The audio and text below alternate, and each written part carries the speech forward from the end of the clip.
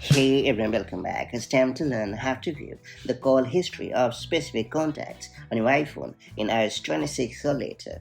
There is an extended call history available for each of your contacts in iOS 26 or later. Hence, if you ever want to keep track of conversations or check how many times you have communicated with a person in the past week or month, you can do so with utmost ease. That said, it's time to learn how to easily view the call history of a particular contacts on your iPhone. So to get started, you have to launch the phone app on your iPhone.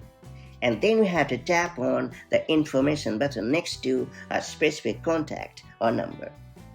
And then you have to tap on the call history option. From here, you can see every time you have spoken with that person dating years back. And that's how you can quickly view the call history of specific contacts on your iPhone in iOS 26 or later. It's a pretty handy feature when you need to track past calls without scrolling through your entire call log.